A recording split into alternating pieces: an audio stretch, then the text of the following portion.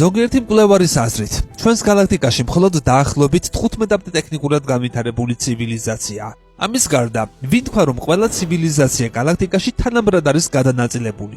შესაძლოა უახლოესი 25,000 სინათლის წლის რადიუსში ერთი ცივილიზაციაც კი არ იყოს და მერე 10 ცივილიზაცია იყოს ერთმანეთის გვერდით. ერთია სიგნალის გაგზავნა და მიღება, ხოლო მეორეა შესაბამისი პასუხების ტექნიკურად სწორად გაგზავნა და დაბრუნება, რაც რა თქმა უნდა შორ მანძილზე და ტექნიკურ საშუალებებზე პირდაპირ არის დამოკიდებული.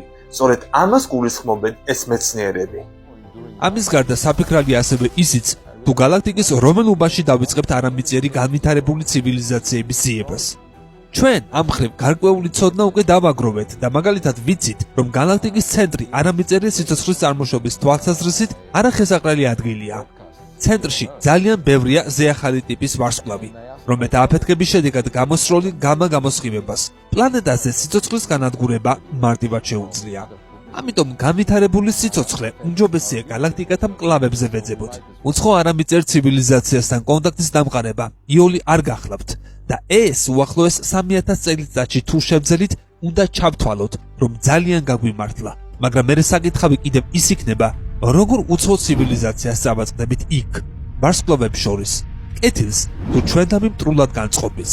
აი ეს კი უკვე ცალკე განსჯის თემაა. და მაინც, სად შეიძლება სახლობდნენ ჩვენი მსგავსი უცხო პლანეტები? შესაძლოა თუ არა, რომ შორეული ვარსკვლავის ირგვლივ მბრუნავ სრულიად უცხო პლანეტაზე აღმოცენებული იყო დედამიწის მსგავსი სიცოცხლე, ან უფრო განვითარებული. ეს არის კითხვა, რომლის გარშემოს მრავალი წლის განმავლობაში კამათი არ წყდება.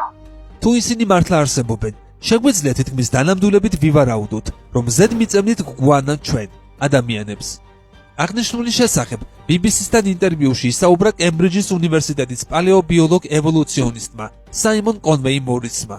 მან გონივრული დაბეჯითებით განაცხადა, რომ ადამიანის ევოლუცია არა მარტო დედამიწაზე, არამედ კოსმოსის სხვადასხვა შორეულ კუთხეებშიც მოხდა.